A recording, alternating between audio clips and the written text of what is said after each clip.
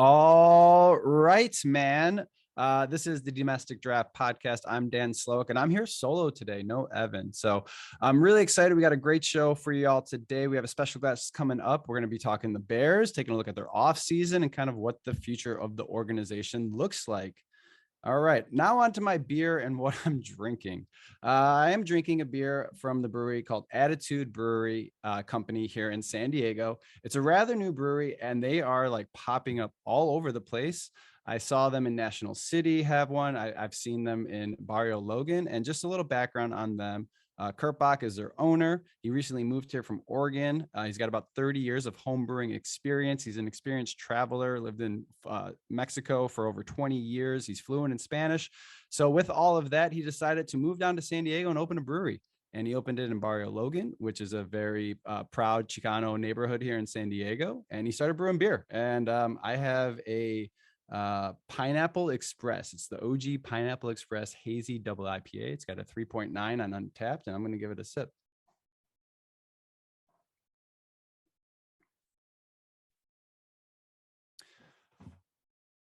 It's very soft and easy to drink. No harsh hop flavors there.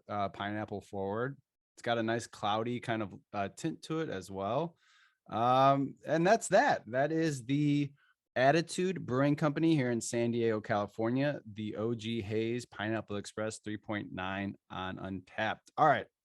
Let's get right to it, man. I'm ready to talk Bears. I'm ready to bring on our next guest. He is Nicholas Moriano. He is the Bears beat reporter for Chicago Audible. He is a content creator for the Bear Goggles On, and you can find him on Twitter at Nicholas Moriano. That is Moreano. Nick, thank you so much for being here today. Glad you made it. Yeah, Dan, thank you for having me. It's crazy. You had a pineapple beer and I'm drinking Ace pineapple. We didn't plan this out at all. It just kind of happened. But yeah, I'm happy to be on. Awesome. So let's get to it. I want to know a little bit about you and how you kind of got to where you are today. And I saw like through your education, you did your undergrad at Iowa. And I'm just curious, like throughout your education, did you know that this was the path that you were going to be on? Did you know that you were going to be in sports media, or was there like a moment in time that kind of solidified that decision for you, and you really kind of the picture became clear to you that this is what you wanted to do? Yeah, Dan, I had no idea what I wanted to do when I got to the University of Iowa. How it kind of all happened, like a little synopsis here. It was going into my sophomore year. I was undecided, just took general education class my freshman year at Iowa. Came back from the gym one morning, going into my sophomore year, the summer of, and I turned on ESPN like I always would, went on my phone, just kind of listening, background noise. Then I recognized it was someone that I didn't know of, and it just looked up. It was Field Yates was on television. One of the first times I ever saw him. And again, I had no idea what I wanted to do. So I basically reached out, added him on Twitter. Hey, Field, I have a couple questions for you. How and can I, can we talk? Right, right. And he slid into my DMs, gave me his email, and he sent me this long. And I asked him like, how'd you get your dream job, essentially? And he gave me a long response. The next day, I got a long response from him, essentially telling me, hey, Nick, I'm very fortunate to have the job that I do, but I started by creating a blog and kept, Yep. just getting these reps and things like that. And from that day on, and he had like in his like response, he just said, have a passion for what you do. I actually have that quote tattooed on my chest now because ever since that day, it's been it put me on a trajectory to go into journalism, to eventually sports journalism. And I started writing my own Bears blog that maybe had like 20 viewers a month or something like that. Yep, Probably yep. a lot being my grandma, or just people, family members. But it was really that moment, that random day I just turned on the television, reached out. That's where it kind of started for me to get into sports journalism, and here we are today. But that moment's the one that I can pinpoint to how I got started in this business. That's all. Yeah, shoot your shot, right? Slide into those DMs and feel, yeah, you responded, and there you have it, right? Just the extra motivation. Iowa City, man. Me and Evan spent some time there. We both went to the University of Dubuque and played Division III sports for Okay. a little bit there. So we would make that trek up there. Did you go to a lot of football games when you were there? Oh yeah, absolutely. The best one was when Iowa upset Michigan when they were number 4 in the country. It was the first time I was able to You storm the stormed the field. field. Yeah, so it's kind of like a scary moment because I know at one point I was like levitating because just Mhm. both the crowds kind of pinching you and you're just, hey, now I'm on the field. But great time, great, just Iowa City's just an amazing time in itself. But going to the football games, the basketball games, all the sporting events, just an awesome, sports city. Really, they Yeah. really just love their live and That die state, the on the state, Iowa Hawkeyes. yeah, Yeah. that state, their favorite team. You ask a lot of people that are from there, what's your favorite like sports team? It's Hawkeyes. It's not going to be a professional team. It's going to be the college team. Yeah, they're And if they say diehard. Iowa State, then you already know something's off. That's the red flag right there. And you work for the Chicago Audible. So I want to hear how that started, what that process was like, and was it similar to kind of just like the Field Yates advice, like start it and just get it going kind of deal? Honestly, that's what it was. I was in my dorm room just making just 2-minute video recaps. And, it started 2016 for me is when I started, or it was really actually before that, 2015, my junior year at the University of Iowa, just making these video recaps and writing, like I said. But it would take me, Dan, I kid you not, like hours to get these, maybe a 2-minute video, a 5-minute video right. But that eventually, me being consistent with that throughout the season, got me recognized by the Chicago Audible that was under a different name at the time, and they brought me onto their team, and that's how I eventually got onto the Audible and joined kind of the people there. And now it's been 6 years. 6 years Yep. I've been with them, and kind of just grown consistently from there. And I saw that you all just got acquired, so you're doing this full time. Yeah. Congratulations! And you have any like? Tell me about that. Like, what's that feeling to have like your job become full time, your passion become full time?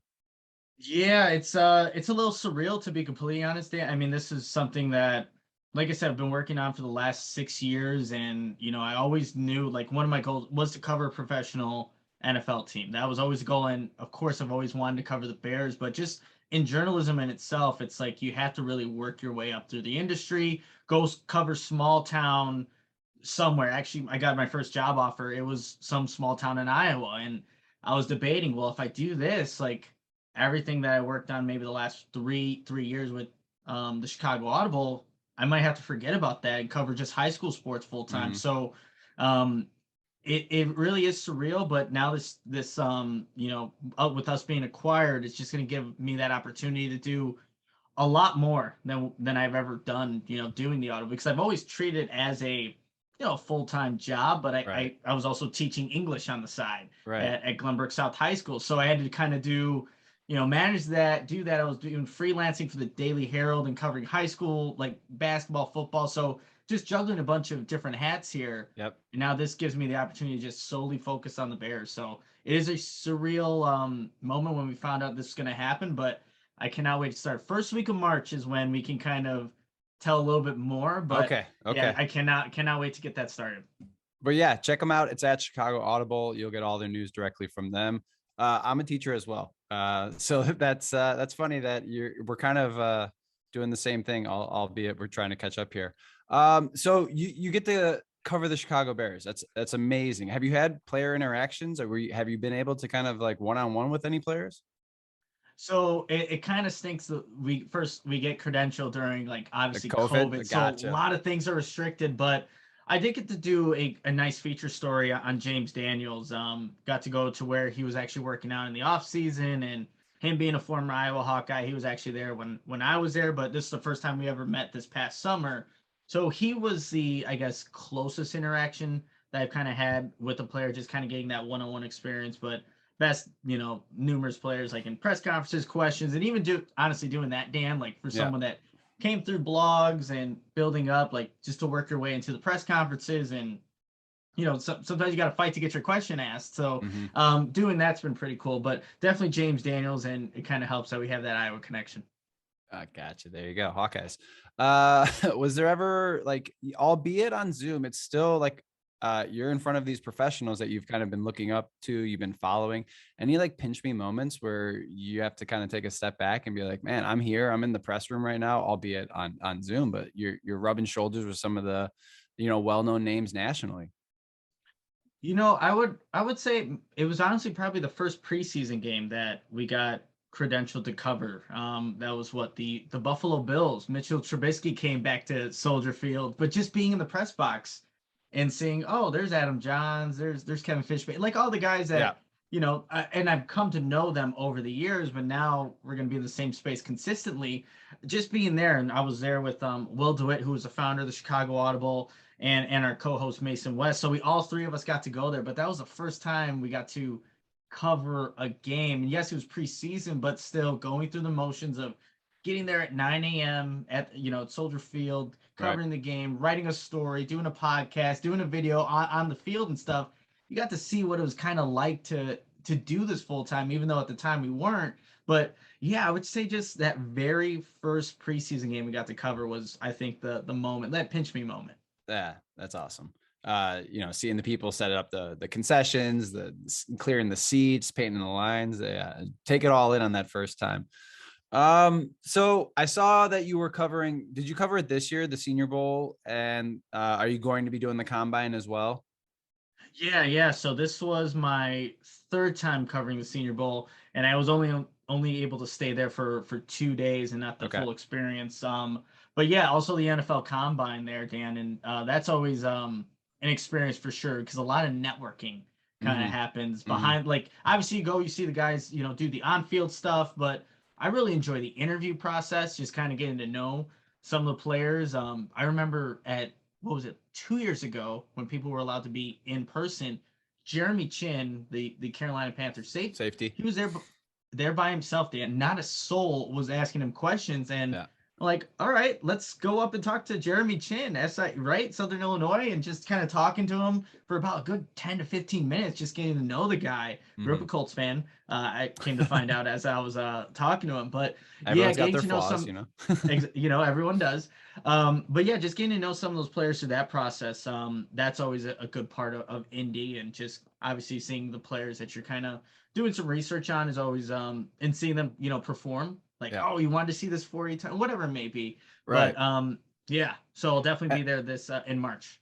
I want to talk about that, like the 40 time and the measurables. I feel like growing up, it was always like, all right, 40 time is a huge thing that you want in your players. You want them to be fast. And then recently it was like, all right, it's a quarterback, their hand size became such a big issue lately.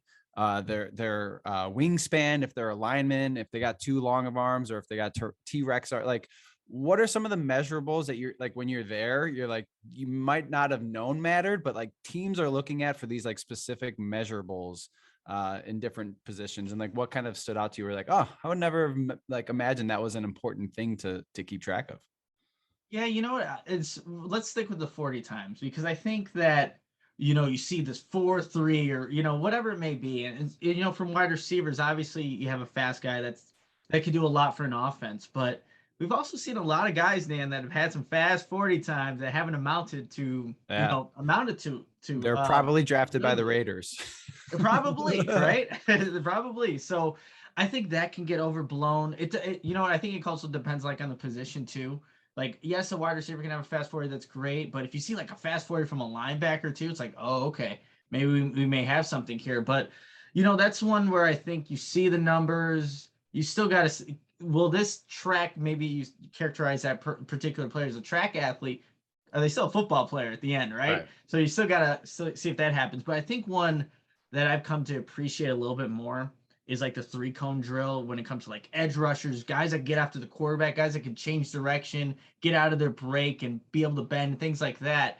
I think initially when I was, first starting off, it's like, okay, that's good, a good 3 cone. But now it's like, okay, you could change directions, get out of your break. Can that translate now onto the football field? And for some players, that ends up being the case. But I think I have more of an appreciation now of like the 3 cone drill and Yeah. what players were, putting time wise in that drill. Yeah, I think that's sometimes teams get a little lost in the numbers, and I'm a huge basketball fan, so I always look at like Kevin Durant wasn't able to like do a rep of the combine bench press, and he's one of the Yeah. best players in the league. So, and similar to football, right? Sometimes they're just not good at that specific like test, but they're football players, and that brings me to like, what are some of the unmeasurables that teams are looking at? I know like Ryan Pace was looking at Mitch Trubisky, like had a bad car, and it's like something that he loved. He's like, keep that car, it's gonna humble you and keep your head on straight. But like, what are some things that these teams are looking for? You hear the weird questions that get asked in the interviews, but what are some of the unmeasurables that teams really care about? think a big one, regardless of, if it was a Ryan Pace or, now Ryan Poles, it's like, how much do you love football? It's like going to be a question that they're going to ask, like, how devoted are you to the sport? But it's like looking at, where they're at mentally too, in terms of how they kind of approach now what will eventually be their job. That's an important aspect of what I think NFL teams are looking for. Just seeing how they kind of present themselves, carry themselves. If they're guys that maybe have, maybe that background issue, it's like, well, why is it that kind of a player's like kind of showing these certain traits? But I think those are some of the things that when you get into that interview process, you want to get to just know the player, what makes them tick. And we won't get those answers, but those I think GMs, those coaches will get a better understanding of just who the players are. I know it was Luke Getzey in his introductory press Yep. conference kind of talked about what he kind of saw in Justin Fields and just being like the person that he talked about, just the person that he was, not even the cerebral guy that can diagnose a defense and did all these things at Ohio State, but who he was as a person kind of Mhm. resonated with him. So I think that will really stand out for, a lot of these GMs, these coaches that are getting to know these prospects that can help change a franchise. All right. Speaking of GMs, coaches, let's shift gears and let's focus solely on this Bears team. A lot of new faces in that front office, a lot of new faces around Hallis Hall. Out of all the new coaches and front office personnel, which hire impressed you the most? I really liked the assistant GM Ian Cunningham being a part of this Bears team now. It was a position that the Bears didn't have, and with Ryan Poles being in his first year as a general manager, I really like that he was able to go and identify somebody that has 14 years of NFL experience and bring him on board to kind of help him navigate this job that he's getting for the first time. So I think that will be important because I think there was just too much on Ryan Pace's plate at times where he's trying to, multitask and do everything. Well, now you have an assistant general manager in Ian Cunningham. You kind of combine your efforts there with Ryan Poles, and you can get a lot more done. And you have somebody with that much experience, and Ryan Poles being 13 years with Kansas City, but 27 years of total experience just in this league. That's going to bode well for I think what they want to do for this Right. Bears team that does need some help, to be completely honest. Yeah, and I'm not sure how many Bears fans kind of realize the role of the GM. And even when we had Robert Mays of The Athletic on a couple of weeks ago, kind of talking about the role of the GM before this current regime was everything. Not only the football, the business, like how it looked to the public. The GM was doing it all. So for him to hire somebody below him, like you said, it brand new. Does that, because I've always been a skeptic that McCaskies have their fingers on everything and they are the ultimate yes or no people in this organization. Do you feel that like right now they're really letting Poles call all the shots, and if he wants to hire more assistants, he can? I think that's kind of the idea right now that what Ryan Poles is kind of doing with the acquisitions. Even when he kind of solidified and said Matt Eberflus is going to be the guy, he was the one doing the interviews. After he got hired, it's like, this is my show now. So I think, George McCaskey and that 5-team panel had to, one, come to the conclusion that Ryan Poles is going to be the guy. But once that happened, I think the people that are what hey George McCaskey said it himself. He's not a football. He's just a fan, right? Right. Kind of took a back seat and is allowing the football people to do the football operations of what the organization needs. So I think now this is Ryan Poles' team. So whatever decisions are going to be made, it's gonna go Okay. back to Ryan Poles. So that's kind of the sense I get, and I think that's why we're kind of leaning towards a maybe better direction than the previous regime. Maybe better sounds good. I like maybe a Yeah. better route there. So we like the assistant GM as your favorite hire. Which one of them maybe had a question mark where like you didn't see coming? Because to me, it was our head coach. I didn't really see that as a hire that we were going to have for the Bears. And I really thought with the name being leaked before the GM being hired, that this was just kind of part of the process and Poles would come in and he would have a fresh batch of candidates. But How about you? Who did you think that had the biggest question mark, or who still has the biggest question mark coming into the season? So for me, it's someone that I'm optimistic about, but at the same time have those questions. It is Luke Getsy, the offensive coordinator. I think what you see, what happened the last, he was there 7 total years in Green Bay, but the last 3 in the second stint with them, you see what Aaron Rodgers has done, right? Obviously 2 back-to-back MVP awards, and they're always going to be consistently in the top half of the league in offense. It's great. But that's with Aaron Rodgers, Right. Devontae Adams, Right. the Packers. So Mike, and I kind of wrote an article on this about a week and a half, 2 weeks ago. But the questions that I still have for Luke Getsy is like, how do you transition from a quarterback in Aaron Rodgers, 14 years of NFL experience, to Justin Fields, who's going into year 2? How do you make that transition? I think there's just going to be a lot more coaching that Luke Getsy has to do at this point than he ever had to do in Green Bay. Yes, of course you can kind of give Aaron Rodgers some tips here and there, but it's a guy that has seen he's seen it all at this point, right? So you have to do that. You also have to transition to an offense that doesn't have a Devontae Adams. So much a part of what the Green Bay Packers do, all the targets. You can look at the second game that the Bears played the Packers in, how they adjusted in game to kind of get Jalen Johnson off of him. Yeah, because they have a player like Devontae Adams. The Bears don't have that. Yeah. They have Darnell Mooney as their number 1 guy right now. So you have to transition with that. And also just as a play caller, he did it in the preseason with the Green Bay Packers when the 1 year in Mississippi State didn't even have play calling. He had the title offense coordinator, but he didn't call the plays. So we still have to see about that. I'm optimistic of what he can do, but man, there's some question marks on the other end that we have to just wait until the season honestly starts, Dan, to see how that all comes to fruition. Yeah, and Coach Flus was pretty clear and saying he's really kind of just going to let the offense, run under its own with Getsy there at the helm. Besides the defense, because I know the defense is switching up and we're kind of going back to the 4-3, right? That we were used to with Lovie Smith, kind of the Tampa 2 as well. What are going to be the biggest optic changes that maybe a casual fan watching this team from the last couple of years with Nagy running the show, how is this team going to look different? Offense, defense, what are we going to see? What's going to change? I know he's talking about hits and effort, but how's that going to look? Yeah, so I think with first off, just kind of looking at the defense, you'll see that third linebacker really on the field for a majority of the time. And seeing Roquan Smith, I think, move to that weak side linebacker, and the Bears may have to find a middle linebacker to kind of play that position. So that obviously will look differently on the defense. But offensively, just kind of looking at what's going to maybe look different. What the last regime didn't do, consistently enough, and that's why they're no longer there, is adapt to the personnel that they have on the team.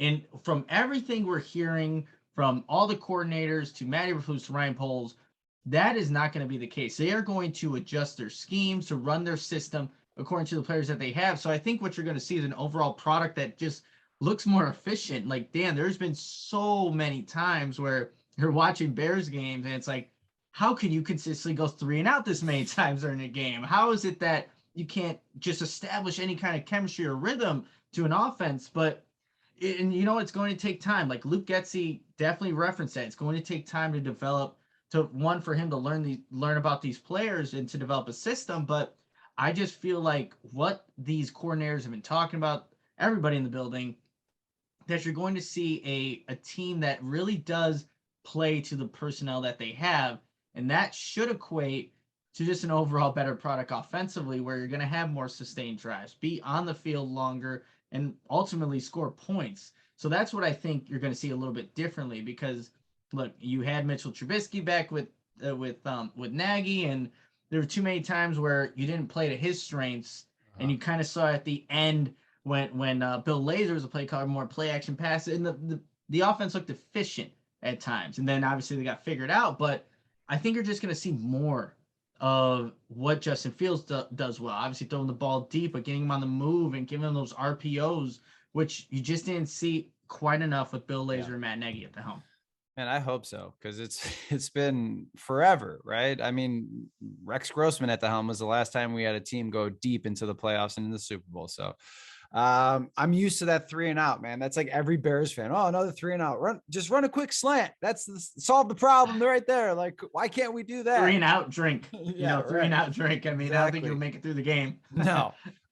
So they're going to look different, and there's probably going to be some new faces on this roster. Where are we going to see the biggest change, or where is the biggest need that needs to be addressed? I look at that wide receiver room, Dan, where the only guy that's currently under contract is Darnell Mooney.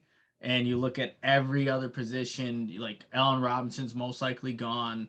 And you got Tamir Bird and Marquise Goodwin, and Jakeem Grant was a nice addition, special teams, but also, kind of Special teams. sprinkled in a little bit of the offense. But that's definitely where you want to have some weapons for Justin Fields. I just look at, what the Cincinnati Bengals kind of did, and going all the way to the Super Bowl. Yes, they didn't quite address the offensive line enough, but man, you add all these weapons for Joe Burrow to capitalize on, and you could see what can happen for a young quarterback. Not to say that it's apples apples situation with the Bears, but you do need to get Justin Fields some targets and some people that he can rely on. And Darnell Mooney's going to really be the Darnell Mooney slash Cole Kmet, right? Are going to be the guys that are going to go into the next season that he's going to have chemistry with. Other than that, it's like, man, you're really going to have to retool that position, but you got to get quality guys there that can grow with Justin Fields and this new offense. You have some names? Are we looking at draft? Are we looking at free agency? Are we going to use that 39th pick with that Purdue receiver that everyone's talking about?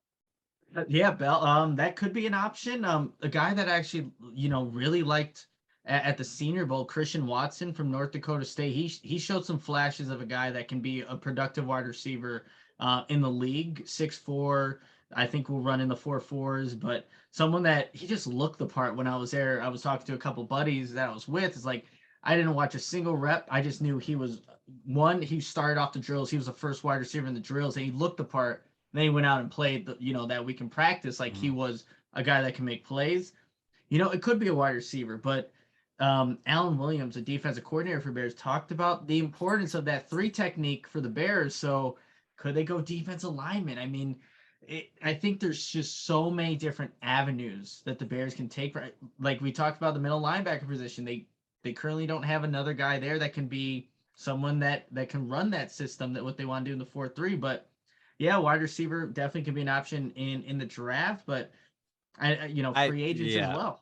I think with Ryan Poles, there's no way we're not drafting a lineman, offensive or defensive, with Yeah. that first pick we have there. Yeah, so I agree as well. I think there's a lot of glaring needs. I think Mooney would be just a fantastic 2-3. No way is he a number one, but he's playing above what he should be. And hopefully we do get that receiver. The Allen Robinson thing's weird. I don't know what happened there. If the rift was that big and toxic for player coach to where they kind of both gave up on each other. Do you have any kind of insight, or have you heard anything with that? Is he as good as gone? Yeah, no, so I haven't heard anything, but I'll say this. So like a lot of Bears fans have, that this rift with Allen Robinson too, like maybe he gave up during the season. I don't know if that's necessarily the truth, but I could say this. This 2021 season is not who Allen Robinson is. Like we've seen it far too consistently with whoever he's been, paired up with his quarterback, from Blake Bortles to Trubisky, Nick Foles, whoever it's been, he's been productive. And 2021, the injuries and obviously adding another quarterback into the mix with Justin Fields, that's not who Allen Robinson is. And when he does go to a new team, I think you're going to see more of what he did in the past, being a productive wide receiver that can create separation, win those 50-50 balls, and be a number one for that team. So it's unfortunate that it didn't quite play out the way that I think initially it was supposed to, because I think the offseason, everyone's saying, hey, we need to get this guy extended, get this guy a new contract. Right. The Pay season him, happens, like get him back out up of the here. Like truck. Yep. exactly. Just a polar 180 of what That's Bears fans. was expected. That oh yeah, we'll see it in terms of actually once the combine draft happens, you'll see the Yep. all the mixed comments. Yep. I saw you wrote an article, I think it was at the beginning of the season, about David Montgomery as like the perfect running back. something around those words. And then seeing them in the Super Bowl, I feel like Joe Mixon, kind of like, do you think Montgomery's as good or better than Joe Mixon? Super Bowl quality running back? Yeah, that's a good question. Yeah, so I definitely I wrote that article when the Bears were looking to go get David Montgomery, Okay. and then they end up drafting him. So it Gotcha. worked out. Like I was Dated. like, go Gotcha. get David Okay. Montgomery. But obviously the Bears had him highly regarded on their board. But I think there's been like if you're on Bears Twitter, it's like we're seeing David Montgomery's value, I Yep. think, kind of just drop off in terms of, Mhm. well, he's going to be a guy that's going to eventually need a contract extension when that time comes. Is that what's best for the team? Or is there a guy like a Khalil Herbert who, whenever he did get opportunities, Dan, Looked good. he made some Looked plays. good. Runs He angry. made some Looked good. plays. Yeah, so it's like, can you win without David Montgomery? It's like all these questions that are gonna, I think, after the end of next season, the Bears have to try and figure it out because Mhm. obviously I think the way he plays, it resonates with a lot of Bears fans, like how he fights for additional yardage and Yep. is a guy that is very emotional sometimes in press conferences and just speaks from the heart, but plays with his heart as well. That's going to be an interesting decision for the Bears to make. When I wrote that, like, hey, this is the perfect guy, go get him. And I feel like they just haven't even still used him to his full capabilities in terms of a pass catcher. And so maybe this could be the year where we see a little bit more of that happen. But yeah, that's going to be a very interesting, question whether or not they extend David Montgomery and just how that all plays out. Yeah. A few more questions. And I like the maybe this is the year. That's every Bears fan. This is maybe it's the year. Why is it? I mean, we've grown up watching this team. Quarterbacks come here to die. Is it the media? Is it the pressure? Is it just been faulty coaching? Or is Justin Fields good enough to break this curse? Because we really, besides Jay Cutler, which everyone wanted him out, and then as soon as he got out, everyone looked at him like a legend. They're like, "Oh man, Cuddy's the best." Like, what's going on? Is it the fans? Is it the media? Is Fields good enough to break this curse? Is he going to be a franchise quarterback and someone I can count on maybe 10 years? I mean, he had the top selling jersey in Illinois and Wisconsin. You did have that, Dan. I think the biggest thing that's really hurt Bears quarterbacks, one, some of them just have not had the talent. When you talk like a Rex Grossman, things like that, some just did not Yep. have that talent. But then you go to a guy like Jay Cutler, who had what, five different offensive coordinators in his time span here. It's that stability factor that Mm-hmm. where you look at New Orleans and Drew Brees or Green Bay and Aaron Rodgers or all these other places, there seems to be some sense of stability. And in Chicago, there never really is that sense. And there's always a fluctuating door of people that are trying to come in and fix a quarterback or try to, implement a system and it doesn't quite work. And then like I complement that with the talent, then it's a city that's just craving for somebody to be that savior. And I think when you look at Justin Fields and what he's capable of, I think he has all the tools to be that guy. I really do believe it. When they drafted him, I remember, Will and I, we did our podcast like this is the best shot the Bears are going to get. This is the best shot. And if he can't do it, then you're just cursed. Then you just never have a quarterback, and you just got to live with it, Bears fans. Right. That's literally what it is.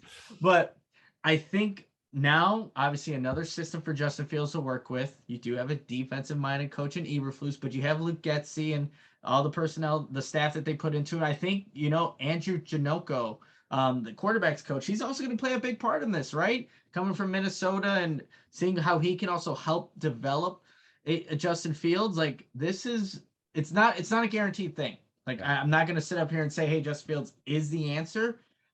There is a process to this, and if the Bears can provide that stability, then they give themselves a way better shot to actually getting this position right for the first time in what seems like forever. Yeah. Stability, second offensive coordinator, and Justin Fields' second year. Hopefully this is the one that sticks. Last question, where do you see this team? Are we taking back the North? Are we going to be division champs? What's going on? What's our projection next year? How are we going to look?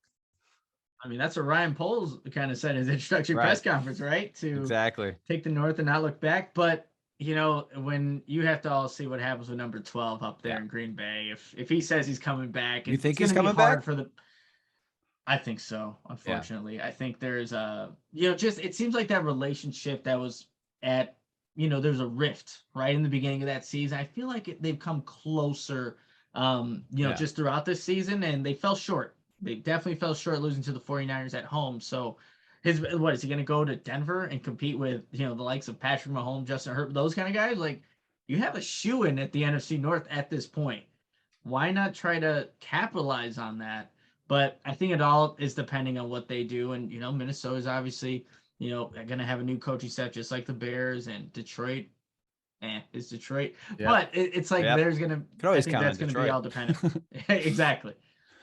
All right, man. Well, this has been a blast. Thank you so much for being here. He is Nicholas Moriano. He is the Bears beat reporter for at Chicago Audible. He's also the content creator for at Bear Goggles On. And you can find him on Twitter at Nicholas Moriano. It's Moreano. Nicholas, man, thank you so much for being here. This was a blast. Thank you for having me, Dan. All right. Thanks to Nicholas Moriano for being here again. Go check him out. Check out the Chicago Audible. Check him out on Twitter at Nicholas Moriano. What I really want to do to end this episode is I want to give some love to the Chicago Bulls. They've been absolutely kind of killing it lately. Despite all of their injuries, they are still second in the East. Their overall record is 37-21. They're a half game back of Miami in that number one spot for the East. And I think we need to go ahead and talk about Demar Derozan for a little bit. He's just been on an absolute tear. Mid-range king of the fourth, and just absolutely destroying teams with that mid-range jumper, pump fake. They don't know how to guard it. Look at his last 6 games. He's got over 35 points and shooting above 50%. And that stats from StatMuse. It's unbelievable what he's doing. 40 points, 38, 35, 36, 38, 45. The percentages 67, 50, 64, 68, 59, 60. I was hearing some doubters that, you get what you get with DeMar DeRozan. High score, low percentage, doesn't play team ball. This is not the DeMar DeRozan I'm looking at. He's looking like an MVP for me. I mean, to think about Zach kind of sitting this out, which we'll talk about in a second, but you got Lonzo Ball out, you got Caruso out, Derek Jones Jr. just came back. Pat Williams has been out for most of the season, and DeMar has really kind of taken this team upon himself to just lead and to continue to win, right? We've got 4 in a row here. We got a game coming up on Thursday, and 37-21, which is hilarious because I want to shout something out I saw on The Athletic at the beginning of the season. John Hollinger, he's a former front office, I believe, former front office exec that paid Chandler Parsons an ungodly amount of money that he never really kind of earned, or I think he got hurt like right after he got that contract in Memphis. He predicted that the Bulls this year were going to go 37-45 and finish 11th in the East. Well, in order for them to do that, John, they got to lose every single game remaining in the season. They're again currently 37-21. So wrong on all accounts. And I don't know if you're allowed to talk basketball after that one. But the Bulls have been on a tear. I'm a little upset that they didn't make a move. It makes sense in retrospect to not how aggressive, because of how aggressive we were in the off season. But I still would have liked to see a move. I think we still might make a move here in the buyouts with a lot of players who got traded or who can't fill a roster spot right now are going to get cut and pass the waivers. I think we're going to look for a big. I think we're going to add one there, but things are pointing in the right direction. I mean, Derek Jones Jr. came back early. He's playing with that hurt finger. I'm seeing Pat Williams putting up videos of him doing squats in the weight room. I'm not seeing a bandage or anything on that wrist. Caruso's courtside. He's coaching.